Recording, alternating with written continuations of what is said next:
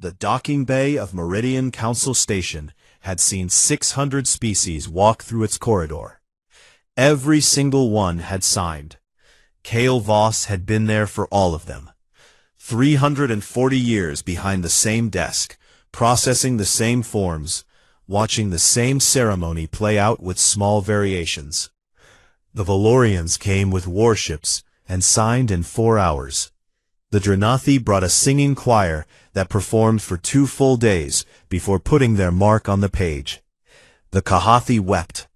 The Sorelians danced until their delegation leaders had to be physically guided to the table. They all signed. It was not arrogance that made Kale Voss expect the humans to sign too.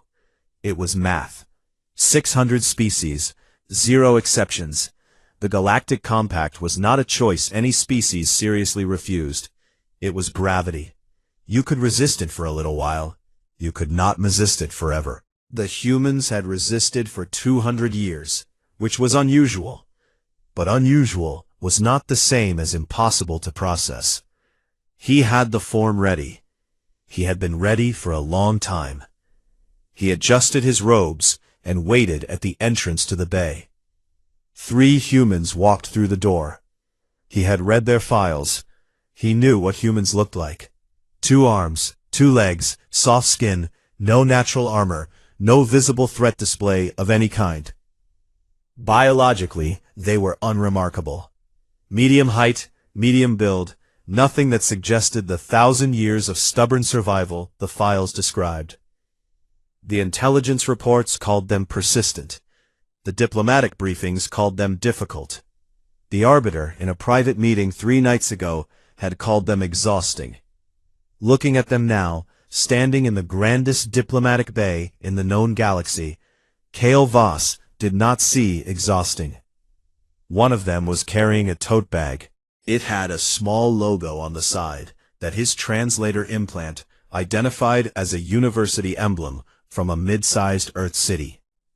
The bag hung from the shoulder of a woman in the center of the group. Short, dark-haired, moving through the chamber the way someone moves through a grocery store. Not rushing, not stopping to look up at the architecture.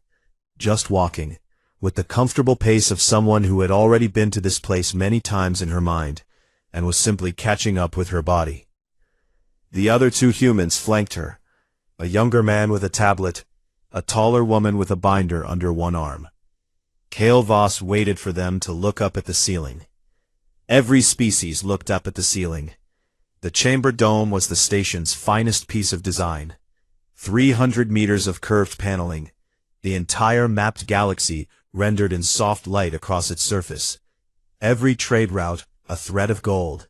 Every member world, a small warm point. The light was calibrated to make new arrivals feel 2 things at once: the enormous weight of the galaxy's scale, and the warmth of being offered a place inside it. Small enough to want protection, welcomed enough to trust the hand offering it. The ceiling had done its work on every species that had ever stood beneath it. The woman with the tote bag did not look up. She looked at him. "You're Kale Voss," she said. It was not a question. "I am." He straightened. "Senior compact clerk appointed by the Grand Arbiter of the Galactic." "Great." She extended a hand toward him, palm out, fingers up. He processed the gesture from the cultural briefing, a greeting. He shook it. Her grip was firm and brief, the grip of someone who had shaken 10,000 hands and had long since stopped thinking about the motion. "Marisol Reyes," she said, "Earth delegation. Welcome to Meridian Station. On behalf of the Galactic Compact and the 600 member species who have built this community of shared. We'll need a table," she said. "A big one." Kale Voss paused. The formal ceremony traditionally begins in the Hall of Ascension, where the founding charter is displayed, and the Arbiter. "We'll need a table," she said again. Not rude, not impatient. The tone was the tone of someone communicating a decision that had already been made, the way you tell a server which table you'd like to sit at. He gave them a table. The negotiating chamber was a large room on the station's second tier, used between ceremonies for minor disputes and procedural reviews. Long, oval table, 20 chairs. The hollow display overhead could fill the entire space with data and light. Kale Voss used it for the full presentation. The scope of the compact, the trade networks, the protective covenant, all of it, rendered in the kind of visual language that made things feel real and certain and inevitable. It was a very good presentation. Reyes set her tote bag on the table. She pulled out a folder, set it to her left, pulled out a second one, a third. The young man with the tablet set the device aside and began helping her arrange the folders in a line, each one placed with care, each one labeled in small handwritten text that Kale Voss could not read from where he stood near the door. The taller woman opened her binder and laid a pen beside it. An actual pen, ink-based, physical. In a room where every other species had used neural sync notation or bioluminescent press signature. The scratch of an ink pen on actual paper was going to be the strangest sound in the chamber. He did not know that yet. He was counting folders. 4th, 5th, 6th. Each one worn at the edges, the way folders get worn when they have been opened and closed many times over many months. These were not clean folders prepared for the occasion. These were working folders. Folders that had been lived in. 9th, 10th, 11th, 12th. His aide Sath leaned close to his ear. Intelligence says the human delegation began compiling compact documentation 40 years ago, Sath whispered. For one meeting, Kale Voss thought about the Valorians, who had come with a war fleet and signed in 4 hours. When would the delegation like to begin the formal presentation? He asked. Reyes had already opened one of the folders. She was reading, head slightly down, one finger moving along a line of text. She looked up at him, the way you look up when someone speaks while you're in the middle of a sentence. Whenever you're ready, she said. We've got time. She went back to reading. He activated the holo display. Light filled the room. Stars, trade routes, 3,000 years of the compact's reach, rendered in gentle gold lines spreading across the galaxy, each one a bond between civilizations, each one a promise. He had given this presentation many times. He knew the exact moment when the visual reached full expansion, and new arrivals would catch their breath at the scale of what they were being offered. Reyes glanced up at it, then back down at her folder. She turned a page. The pen scratched. The sound was very small. It was the only sound in the room besides his own voice. You can start, she said, without looking up. I can read and listen at the same time. So he started.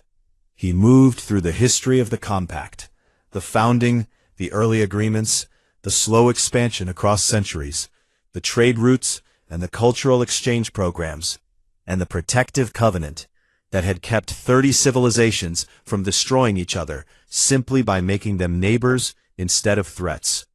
It was a good presentation. It had moved war councils to set down weapons. It had made species that had never known peace weep with something that looked a lot like hope. Reyes listened, turned a page, made a note with her ink pen on actual paper. Kale Voss kept talking. He was 340 years good at talking in this room. But for the first time in a very long time, he was watching his audience while he spoke, and something about what he saw made a feeling take up space in his chest that he did not have a quick name for. He kept talking. On the table, 11 folders waited, still closed, patient as stones. The formal presentation of the compact took 3 hours. Kale Voss had never given it in less than 2. The material was vast. 3,000 years of galactic cooperation did not summarize itself. He walked the humans through the founding principles, through the early membership agreements, through the slow expansion that had brought 600 species under one shared structure. He showed them the trade routes, the cultural exchange networks, the defense arrangements that had kept civilizations from destroying each other, simply by making them too connected to afford the fight. It was, by any real measure, impressive. Reyes listened through all of it. She filled 4 pages of notes. Her pen moved across the paper the entire time. Not frantically, not in bursts, but steadily. The scratch of it, a constant quiet sound beneath his voice. The young man with the tablet typed things occasionally. The taller woman with the binder watched the hollow display without blinking very often. Her expression, the expression of someone memorizing exits. When Kale Voss finished, the light in the display faded. The room was quiet. He waited for the questions that always came at this stage. The soft questions. The odd ones. How soon can our people access the trade lanes? And what does membership look like in the first generation? And who do we contact about the defense arrangements? 600 species. The same sequence every time. The ceremony had a rhythm the way rivers have a direction. You didn't have to push it, you just had to let it move. Reyes opened folder 1. Clause 7, she said. Kale Voss blinked once. I'm sorry? Clause 7 of the compact. She turned the folder so he could see the page. It was covered in handwritten notes, arrows, underlines, circled phrases, 3 different colors of ink. Reasonable tribute, commensurate with member species' productive output. She looked up at him. How is reasonable defined? At the far end of the table, the Grand Arbiter shifted very slightly in his chair. The term is established through council review, Kale Voss said. Each member species output is assessed on a rotating cycle by the fiscal authority, and the tribute level is, who does the assessment? The council's fiscal authority. Who oversees the fiscal authority? The council. Reyes wrote something in the margin. Her pen moved for about 4 seconds. So the council determines what's reasonable, she said, and the council reviews whether the council's determination was reasonable. She said it the way a doctor reads back your symptoms to make sure they've got the details right. No edge on it, no accusation, just the flat surface of someone who is being careful with information. There are checks within the system, the Arbiter said. His voice was the voice of someone who had managed difficult rooms for a very long time. Measured, warm. The fiscal authority operates independently under... What's the appeals process for a species that disputes its tribute assessment? The silence came then. Not long, half a second maybe. The length of time it takes for a room to process the fact that a question has been asked that nobody in the room has been asked before. Kale Voss felt it the way you feel a step that turns out not to be there. One ordinary moment of forward motion, then nothing, then the catch. The compact provides for review mechanisms in cases of, the Arbiter began. What page? The Arbiter looked at Kale Voss. Kale Voss had the compact documentation in front of him. His personal copy, 340 years in the same binding. He knew every section. He could cite clause numbers the way other beings recited their children's names, automatically, without thought, from deep in his memory. He opened to the relevant section. He read it. He read it again. The formal appeals process is established through council directive, he said. Can you show me where in the compact document itself? He could not. There was no formal appeals mechanism written into the compact. There were references to council authority. There were provisions for review, but there was no defined member-accessible process by which a species could formally dispute what it owed. He had processed 600 signatures, and never noticed this the way you never notice a sound that has always been there. Reyes made a note. She did it without drama, without any visible reaction. She turned a page. Clause 12, she said. The protective covenant. This was the center of the whole structure. The reason species signed when they might otherwise have hesitated. Safety in numbers, backed by the combined military capacity of 600 civilizations. No species alone could face a threat of the scale the Void Collective represented. Together, They were something that even the Void feared. The Covenant guarantees collective defense against Class 7 threats, Cale Voss said. He had said this particular sentence hundreds of times, specifically addressing the Void collective incursion risk, which represents the primary external. Can I see the threat assessment documentation? The Void collective represents an established and ongoing. I understand that's the position. Can I see the documentation? The Arbiter's hands, folded on the table in front of him, tightened slightly. Not enough that you would notice if you weren't watching. Cale Voss noticed. Much of that material is classified above the access level available to prospective members during initial. We're not prospective members, Reyes said. We haven't signed anything. We're a sovereign species in a pre-agreement negotiation. We're asking to review the threat basis for the Covenant we'd be agreeing to fund. She paused for exactly one beat. That seems reasonable. She used the word the way she'd used it before, just as a word that meant something specific, and that happened to be the same word from Clause 7, and that sat in the air of the room exactly the way she intended. We will provide what documentation we are able to, the Arbiter said. Great, Reyes said. She closed Folder 1. She opened Folder 2. One of the other clerks on Cale Voss's side leaned toward him and said, very quietly, "How many does she have?" Cale Voss looked at the stack. 10 more, he said. The clerk said nothing. Cale Voss found himself watching her pen again. It was a simple thing. Dark casing, metal tip. The kind of object you could hold in one hand and forget about. In this room, in this station, in the combined diplomatic history of 600 spacefaring civilizations, he had never once seen anyone bring an ink pen to a negotiation. Neural sync.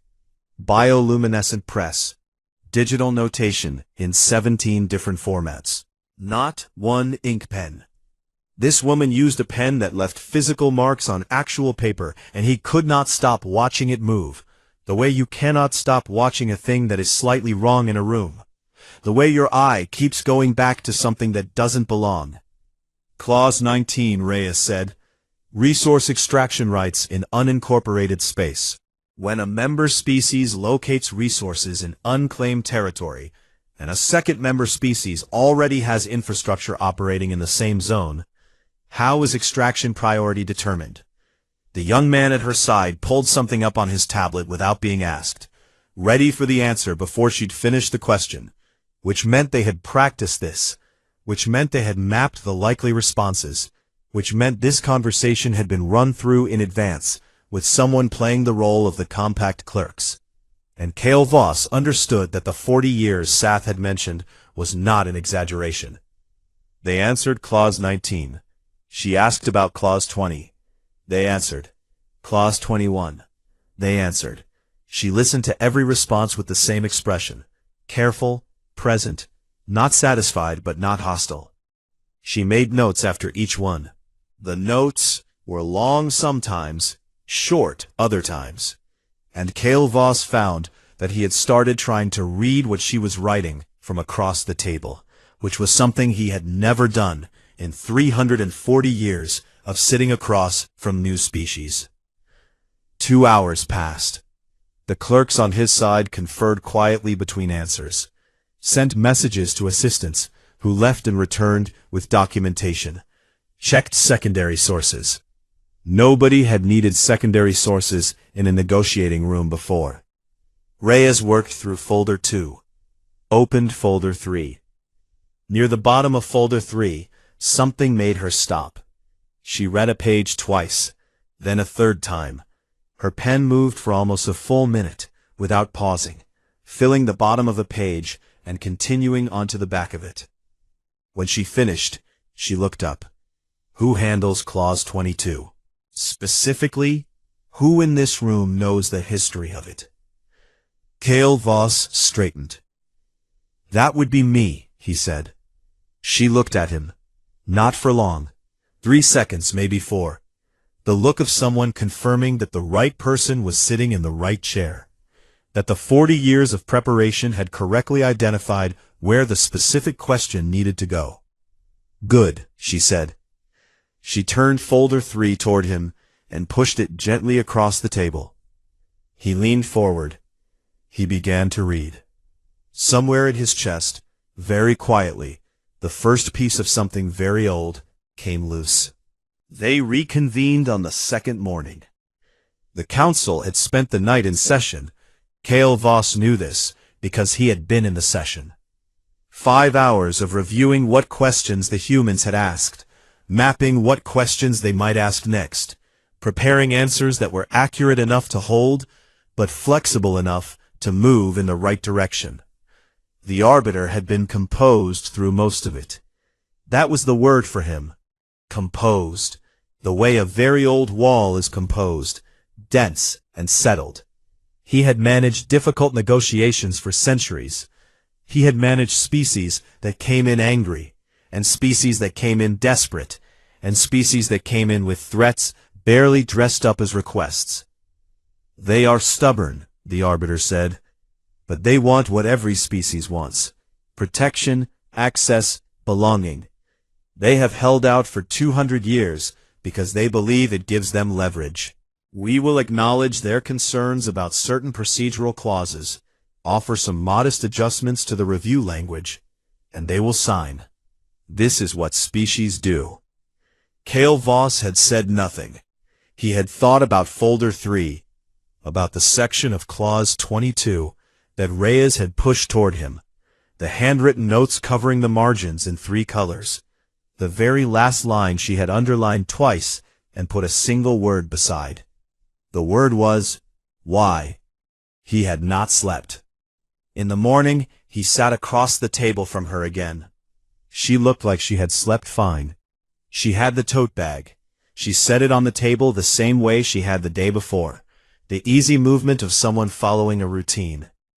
Before we go back to the clauses, Reyes said, I'd like to put something on the table. The arbiter folded his hands. Of course. She reached into the tote bag. What she pulled out was not one of the 12 labeled folders. It was a different one. Thicker. Plain cover. No label on the front, no color-coded tab on the side. Just a folder, sitting on the table in front of her. She did not open it.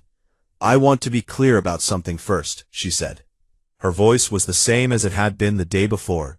Level, unhurried. The voice of someone communicating information rather than performing it. The Earth delegation is not here because we are angry. She paused for a moment. We were for a while. That was a long time ago. We moved past it. The arbiter waited. We have been looking at your compact for 200 years, she said. Reading it. All of it. The main document, the addenda, the council directives that interpret the clauses, the historical records of how the language has been applied. We have cross-referenced tribute records from 43 member species going back to the compact's 2nd century.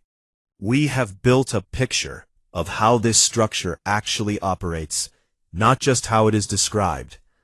She put her hand flat on the closed folder. We thought you should see our picture. She opened it. She turned it around and slid it carefully across the table toward the arbiter. Kale Voss leaned forward. The first page was a financial record, not a summary. Actual transaction logs. Tribute flows from member species to council reserves, species by species, cycle by cycle, going back centuries. The right column showed what had been collected. The far right column showed where it had gone. Council operations, council infrastructure, council reserve accounts, the number accumulating across 3,000 years into a figure that sat at the bottom of the page and took a moment to fully process. He processed it. He sat very still. The arbiter turned the page. The second document was shorter than the first. A single header across the top, clean and plain. Void collective, threat verification summary. Below it, a table. 2 columns. Left column, incident date. Right column, location and confirmed status. The table was empty, not redacted, not classified with lines of black ink covering the details. Empty. White space, rows and rows of it. The absence of information that should have been there, if the information had ever existed. At the bottom of the page in small text, last confirmed void collective incursion, no recorded instance in accessible compact historical documentation, spanning 3,000 years of member records. The room held its breath. The actual air in the room went still. The way air goes still when the beings inside it have all stopped breathing at the same moment, each one waiting to see what happened next before deciding what their own body should do. Kale Voss looked at the table. The empty rows. 3,000 years of rows where incidents should have been if the threat was real. 3,000 years of species paying tribute to fund protection from something that in 3,000 years of records had never once actually come. He kept looking at the empty rows, the way you look at something after you've walked into it in the dark, not understanding it yet, just knowing your body has found something that shouldn't be where it is. He was aware, at a distance, of the Arbiter turning more pages. Of Sath, his young aide, sitting at the end of the table, with the expression of someone who is trying very hard not to have an expression. He was aware of all of it. He could not look away from the empty table. "We were frightened," Reyes said.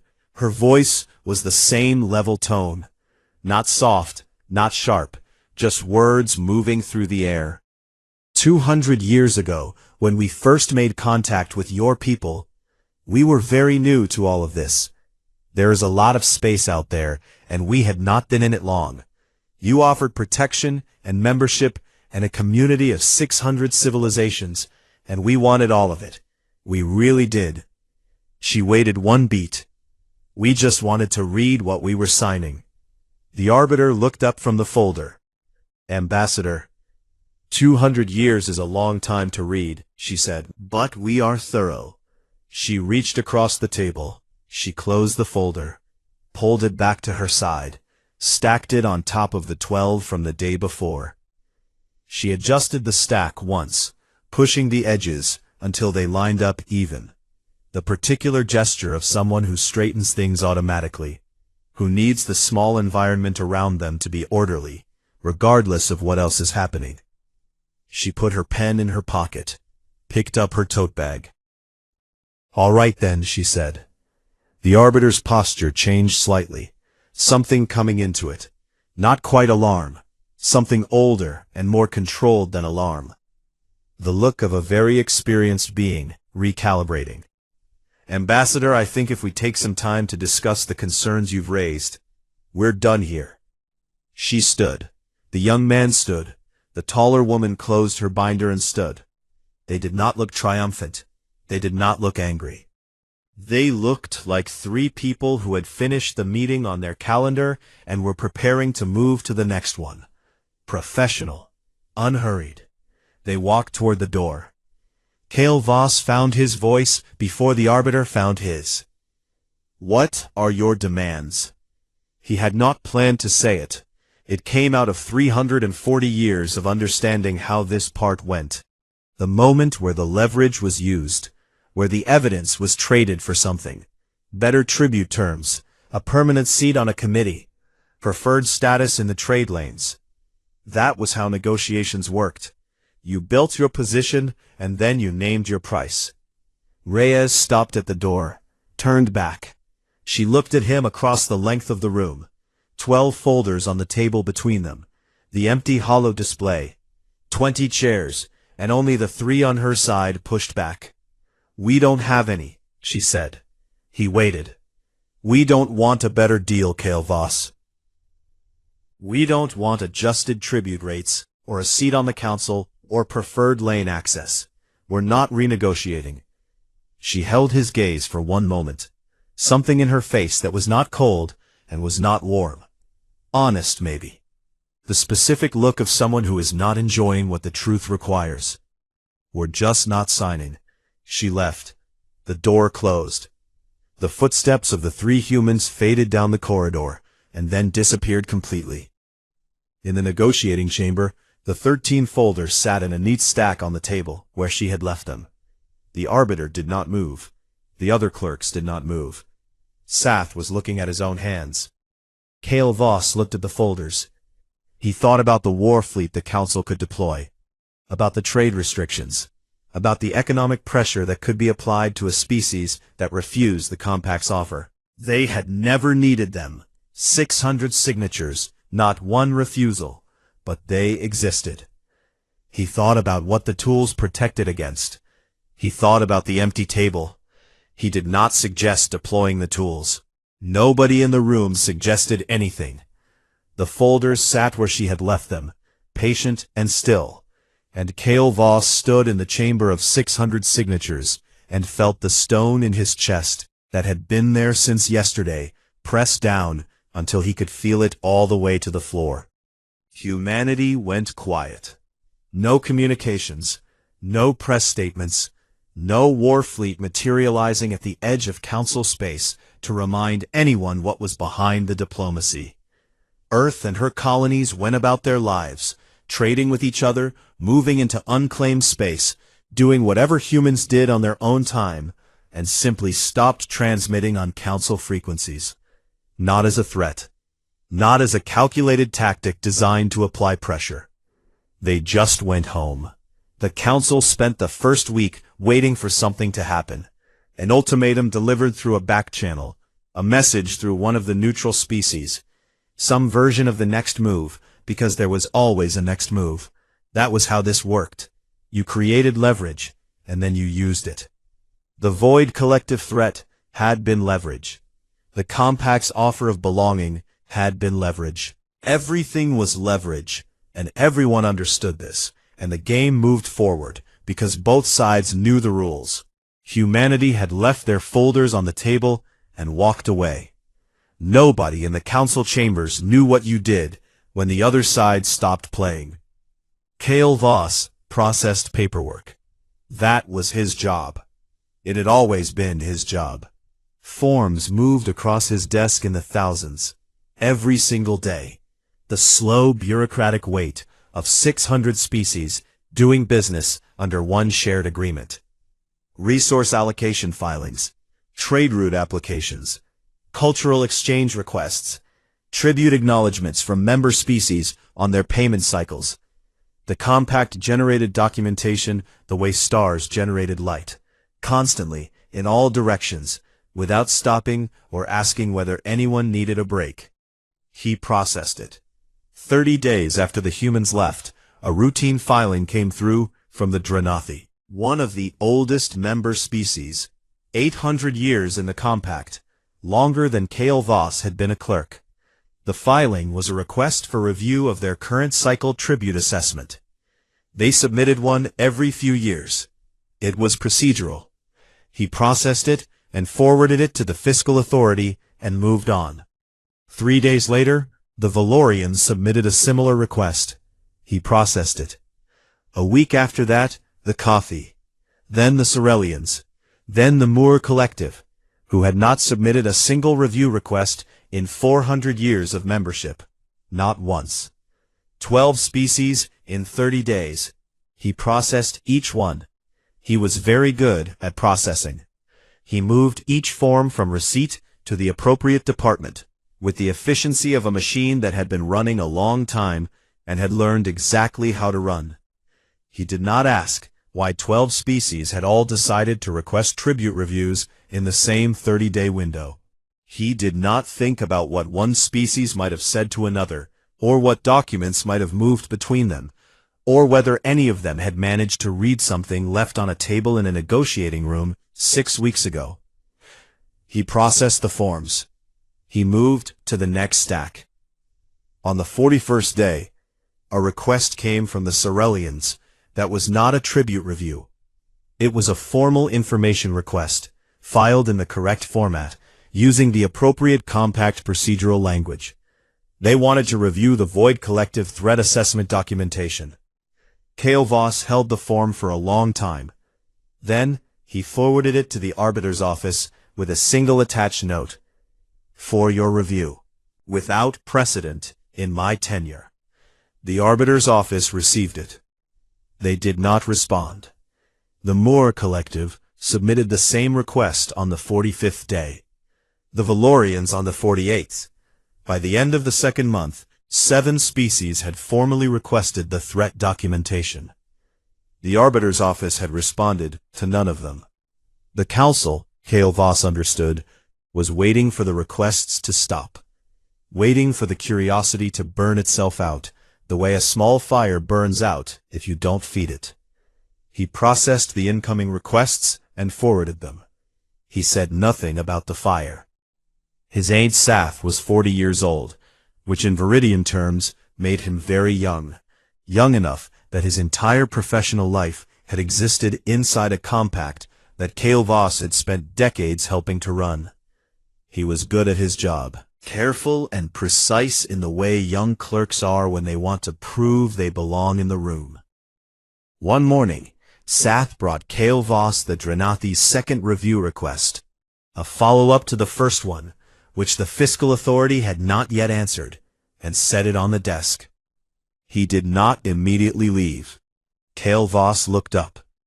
Sath had the expression of someone who had been deciding for several days whether to ask a question, and had finally decided. "Did you know," Sath said, "before they showed us? Did you know what was in those folders?" The room was very quiet. In 340 years, Kale Voss had been asked difficult questions, questions about policy and procedure and precedent, questions designed to find a gap in the compact structure that could be exploited, questions from frightened species and angry species and species that were both at the same time. He had never been asked this particular question.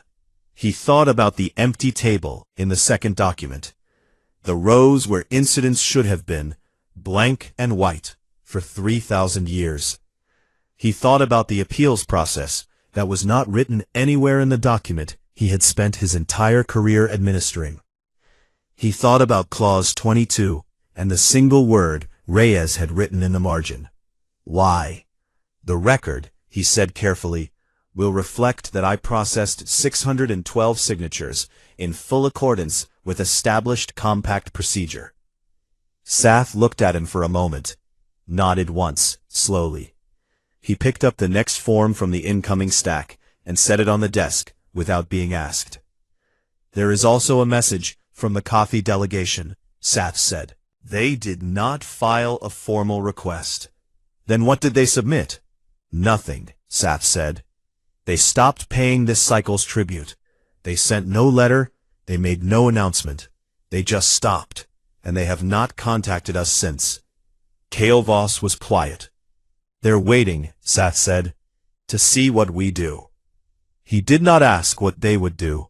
He left that space open, and in the space, Kale Voss understood that Sath knew the answer as well as he did, and was being kind about it. "Process the Drenathi follow-up," Kale Voss said. "Forward the coffee situation to the fiscal authority. Flag all pending information requests as awaiting council review, and hold them." "Yes, sir," Sath said. He left. Kale Voss sat at his desk. There was a scratch in the surface of it, right side, lower corner, running at a slight angle. He had no memory of when it had appeared. It had been there every single day, and he had sat at this desk every single day, and had never once noticed it until the week after Reyes left, and now he could not sit down without seeing it. He had thought about it more than he should have. What had made it? A piece of equipment, probably. Some careless motion decades ago that had caught the surface and left a mark. It was not a meaningful thing. It meant nothing about anything. He looked at it anyway. He thought about the Drenathi. 800 years of membership. 800 years of contributing to the Compact's reserves on a schedule determined by a fiscal authority that was overseen by the council that set the tribute levels in the first place. 800 years of being part of something they believed kept them safe. They had never asked. Not because they were foolish, not because they didn't care, but because the structure around them was so old and so settled that asking had never felt like something you did. The compact was the water. You did not ask questions about water until someone stood next to the water and said, simply, "Have you had this tested?" 7 requests for threat documentation, unanswered. one species that had quietly stopped paying. The Arbiter called it a period of adjustment, a temporary uncertainty that would resolve once the Council communicated its position clearly. Cale Voss had been in the meeting where the Arbiter said this. He had sat at the table and listened and said nothing. He looked at the scratch. He thought about 600 signatures. He thought about the 40 years of preparation that had walked into his station with a tote bag and left 13 folders on a table and walked out.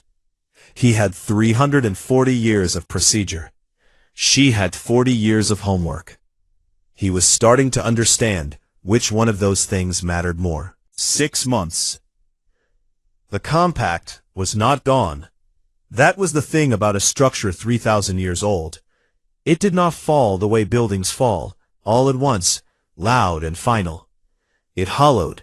It kept its shape from the outside, while something essential quietly drained away, the way a tree keeps its bark long after the inside is gone. You could still see the compact. You could still sight it. You could still walk through its chambers, and sit in its chairs, and send its forms through the correct channels. But something inside it was different now, and everyone who worked in it could feel the difference, the way you feel a temperature change before you see your breath. 41 species had submitted tribute review requests. 7 had formally requested void collective threat documentation. The Council had answered none of them. Cale Voss forwarded each new request to the Arbiter's office with the same attached note, pending Council review, and did not follow up, because following up would require acknowledging that the silence was a decision, and nobody in the Council chambers was ready to call it that yet. 3 species had stopped paying entirely. They sent no letters, filed no disputes, simply let the payment cycle pass without transmitting, and waited on the other side of the silence to see what the compact would do. The compact had done nothing, not because it was merciful, because the tools it had for compelling compliance all led back to the same problem. You could threaten a species with reduced protection, but the protection had always been protection from a threat that nobody could now prove existed. You could not take away a thing you could not demonstrate you had ever provided. The Arbiter was meeting. The sessions ran long, and came back around and started again. Voices behind closed doors, doing the exhausting work of trying to find a position that sounded like strength when the ground beneath it had shifted. Cale Voss had been assigned to clean the negotiating chamber. It was not his job. He was senior compact clerk. There were automated systems for this, scheduled maintenance cycles, cleaning protocols that ran without anyone having to ask. He could have sent any one of his junior clerks. He could have sent Saf, who would have done it without question. He went himself. He did not examine why. He put on the work he'd told himself he was going there to do, and he walked down to the second tier, and opened the chamber door, and went in. It looked the same as always. The long oval table, 20 chairs, the dome overhead, dark and quiet, its hollow display reflecting nothing. The room smelled like recycled station air and old light. He moved through it slowly, wiping the table from one end to the other, adjusting chairs that did not need adjusting, checking the display controls with careful attention to each panel. The 13 folders were gone. Someone had collected them at some point in the 6 months since. He did not know who, did not know when, did not know where they had gone. He had not asked.